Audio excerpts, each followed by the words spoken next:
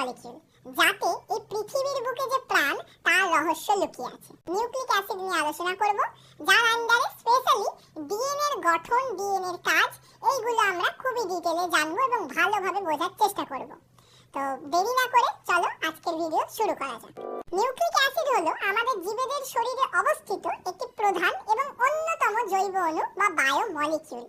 এটি আম্লিক ধর্মী বা অ্যাসিডিক নেচারের হয়ে থাকে, সেই জন্য এটাকে নিউক্লিক অ্যাসিড বলা হয়। এবং অন্যদিকে এই অণুতে ফসফরাসের পরিমাণ অনেক বেশি থাকে অন্য জৈব অণুর তুলনায়। নিউক্লিক অ্যাসিড প্রধানত দু প্রকারের হয়ে থাকে, ডিএনএ এবং আরএনএ। প্রকৃতিতে এই দুই প্রকারেরই নিউক্লিক অ্যাসিড পাওয়া যায়। তোমরা আগেও পড়েছো ডিএনএ এর ফুল ফর্ম কি, ডিঅক্সিরাইবোনিউক্লিক অ্যাসিড, এবং আরএনএ এর ফুল ফর্ম হলো রাইবোনিউক্লিক অ্যাসিড।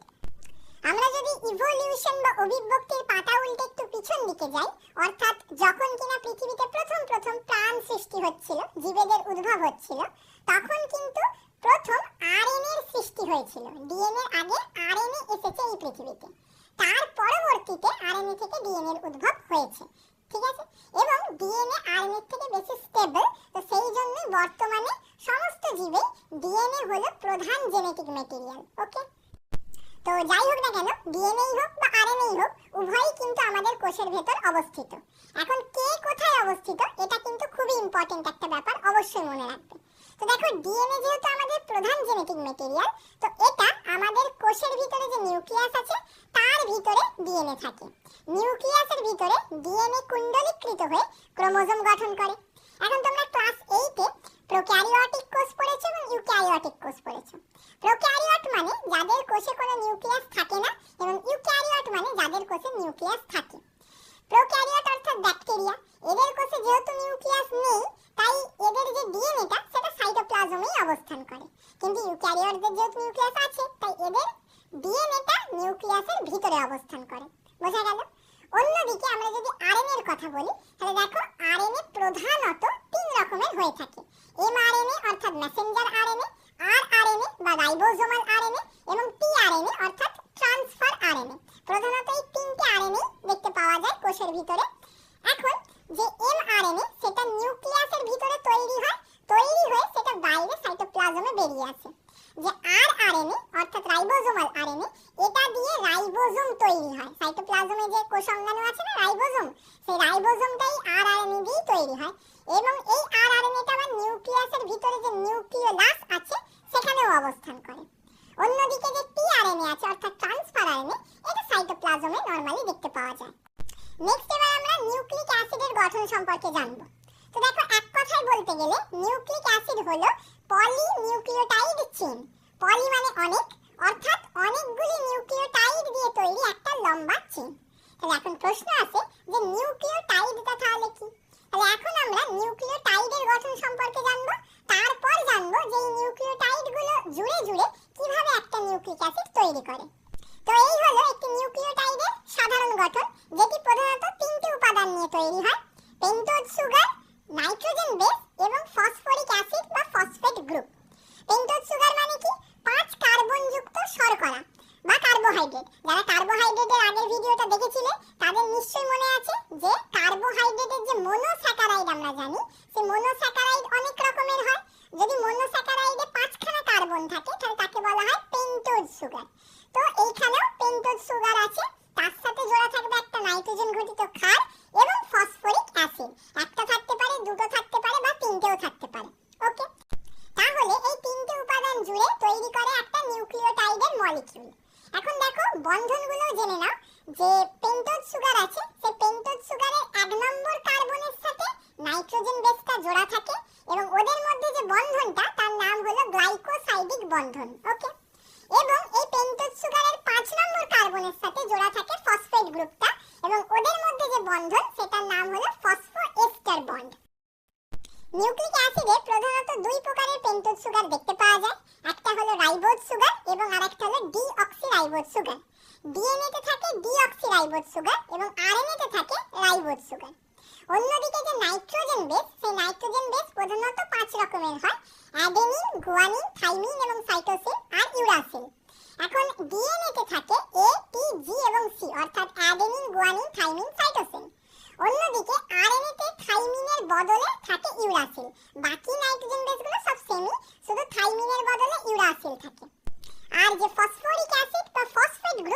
সংকেতটা হলো H3PO4। তো এই হলো একটা নিউক্লিওটাইড এবং নিউক্লিওটাইডের তিনটে উপাদান। এখন আমরা দেখব এই নিউক্লিওটাইডগুলো জুড়ে জুড়ে কিভাবে নিউক্লিক অ্যাসিড তৈরি করে। এখন যদি ডিএনএ এর গঠন দেখো তাহলে ডিএনএ হলো দ্বিতন্ত্রী এবং আরএনএ হলো একতন্ত্রী এবং উভয়ই স্পাইরাল বা সর্পিলাকার। বোঝার জন্য মনে করো আমার কাছে দুটো সুতো আছে, এই দুটো সুতোকে আমি যদি একটার উপর আরেকটা সর্পিলাকারে পেঁচিয়ে দিই তাহলে যে গঠনটা পাবো ডিএনএ এর গঠনও ঠিক সেরকমই।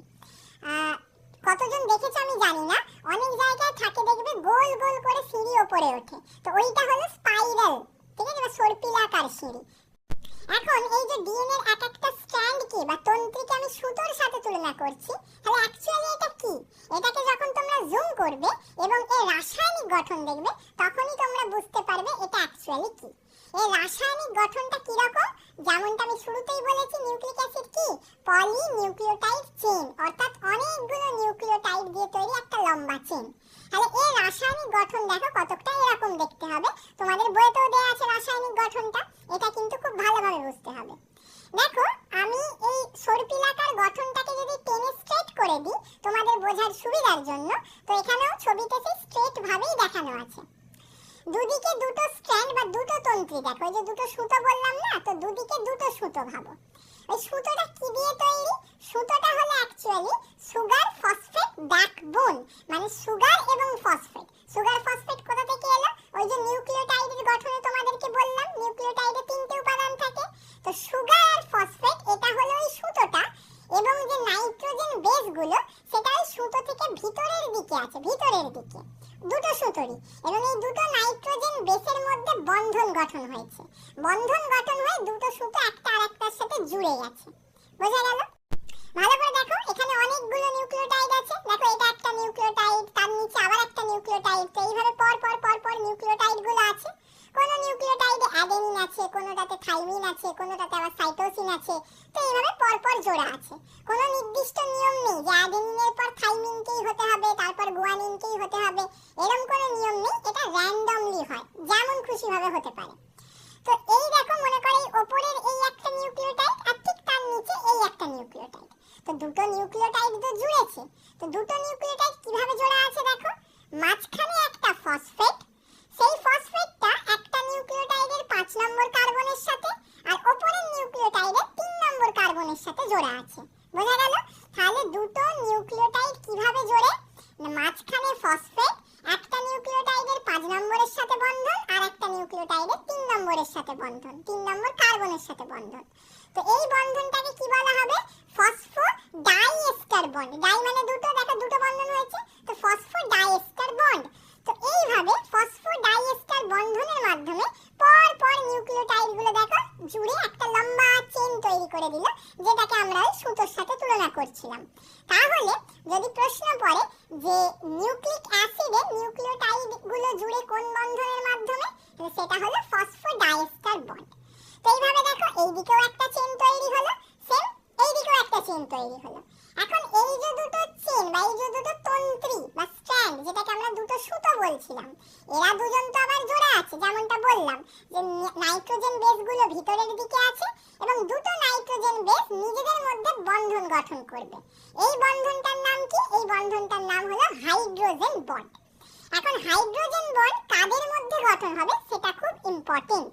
দেখো অ্যাডেনিনের সাথে সবসময় থাইমিনেরই বন্ধন হবে, আর গুয়ানিনের সাথে সবসময় সাইটোসিনের বন্ধন হবে। অ্যাডেনিনের সাথে যে থাইমিনের বন্ধন সেটা হলো দ্বিবন্ধন, এবং গুয়ানিনের সাথে সাইটোসিনের যে বন্ধন সেটা হলো ত্রিবন্ধন, মানে তিনটে বন্ধন। বোঝা গেল? এখন দেখো এই যে ডিএনএ এর দুটো তন্ত্রী আছে, এই দুটো তন্ত্রী হলো একে অপরের অ্যান্টি প্যারালাল। অ্যান্টি প্যারালাল মানে কি? একটা তন্ত্রী যদি মনে করে নিচ থেকে উপরে হয়, তাহলে পাশের তন্ত্রীটা হলো উপর থেকে নিচে। সজ্জারীতির কথাটা বলছি, নিউক্লিওটাইডের যে সজ্জারীতি সেইটা। এবং দেখো মনে করো এই একটা স্ট্র্যান্ড, এর উপরে দেখো লেখা আছে 5 প্রাইম, নিচে লেখা আছে 3 প্রাইম। ঠিক তার উল্টো দিকে স্ট্র্যান্ডটা দেখো, এদিকটায় 3 প্রাইম আর নিচটায় 5 প্রাইম। এখন এই যে 3 প্রাইম বা 5 প্রাইম, মা ওই 3 এর মাথায় ছোট্ট ড্যাশ বা 5 এর মাথায় ছোট ড্যাশ, এটার অর্থ কি, এর মানেটা কি? তো দেখো মনে করো এই যে চেইনটা বা এই যে তন্ত্রীটা, তার এইটা হলো একদম শুরুর একদম স্টার্টিং নিউক্লিওটাইড আর এইটা হলো একদম শেষের নিউক্লিওটাইড। হ্যাঁ দেখো, যেই নিউক্লিওটাইডটা দিয়ে শুরু হচ্ছে নিউক্লিক অ্যাসিড তৈরি হওয়া স্টার্ট হচ্ছে, সেই নিউক্লিওটাইডের দেখো পেন্টোজ সুগারের 5 নম্বর কার্বনটা ফ্রি আছে। 5 নম্বর কার্বনের সাথে কোনো ফসফরাস জোড়া নেই। তো যেহেতু এর 5 নম্বর কার্বনটা ফ্রি আছে, তাই ওই সাইডটাকে আমরা বলবো 5 প্রাইম এন্ড, ঠিক আছে। আর ঠিক তার নিচে দেখো একদম শেষ নিউক্লিওটাইডটা, এই শেষের নিউক্লিওটাইডটা দেখো 3 নম্বর কার্বনটা ফ্রি আছে, কারণ ওর নিচে তার কোনো নিউক্লিওটাইড নেই, কার সাথে জুড়বে? তো 3 নম্বর কার্বনের সাথে দেখো কোনো ফসফরাস জোড়া নেই, এটা ফ্রি আছে, তাই এটাকে বলা হবে 3 প্রাইম এন্ড। ঠিক সেম ভাবে পাশের স্ট্র্যান্ডটারও একই কথা। এবার এর উল্টো হয়ে গেল, উপরে 3 নিচে 5, কারণ এইমাত্র বললাম যে একটা চেইন যদি উপর থেকে নিচে হয় তাহলে পাশের চেইনটা নিচ থেকে উপরে হবে। সুতরাং এই হয়ে গেল ডিএনএ রাসায়নিক গঠন। আরএনএর গঠনটাও একই রকমেরই, শুধু ডিএনএটা দ্বিতন্ত্রী এবং আরএনএটা হলো একতন্ত্রী, অর্থাৎ একটাই স্ট্র্যান্ড। এবং বাকি যে পার্থক্যগুলো আছে সেগুলো তো নিউক্লিওটাইড পড়ানোর সময়ই আমি বলে দিলাম। গঠনটা বুঝতে যদি কারোর কোনো জায়গায় অসুবিধা থাকে তাহলে কিন্তু আমাকে অবশ্যই কমেন্টে জিজ্ঞেস করো। এরপরে দেখো আমরা ভূমিকাতে আসছি। তো ডিএনএ গঠন তো এইমাত্র দেখলে। ডিএনএ কিন্তু লম্বায় অনেক বড় হয়, অর্থাৎ এই যে নিউক্লিওটাইডের যে চেইনটা এটা অনেক লম্বা। তো মনে করো এই লম্বা ডিএনএ আমরা একটা ছোট্ট অংশ নিচ্ছি, ঠিক আছে, ছোট্ট একটা টুকরো নিলাম। এই টুকরোটা অর্থাৎ এই যে নিউক্লিওটাইডের পার্টিকুলার সজ্জারিটিটা, এই অংশটা পরবর্তীতে যদি কোনো প্রোটিন তৈরি করতে পারে তাহলে এই খণ্ডটাকে আমরা বলবো একটা জিন। তার মানে জিন হলো ডিএনএর একটা অংশ বা খণ্ড যেটা কিনা একটা প্রোটিন তৈরিতে সক্ষম।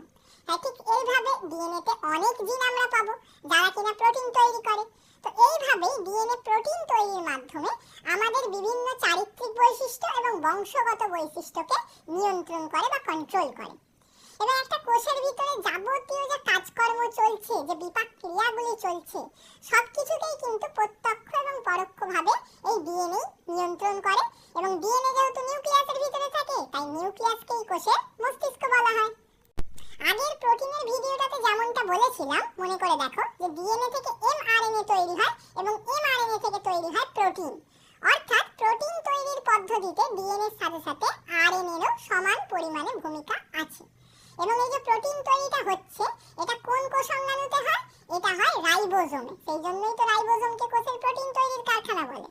এখন রাইবোজোমের গঠন যদি তোমরা পড়ো তাহলে দেখবে রাইবোজোম তৈরি হয়েছে আবার আরআরএনএ এবং প্রোটিন দিয়ে। আরআরএনএ এর ফুল ফর্ম কি? Ribosomal RNA. তো সেটাও এক প্রকারের আরএনএ। সুতরাং এই প্রত্যেক জিনিসের ক্ষেত্রেই তোমরা নিউক্লিক অ্যাসিডের ভূমিকাটা বুঝতে পারছো। তো এই হয়ে গেল আজকের ভিডিও, যেখানে আমরা নিউক্লিক অ্যাসিড নিয়ে সংক্ষেপে সমস্ত কিছু জেনে নিলাম।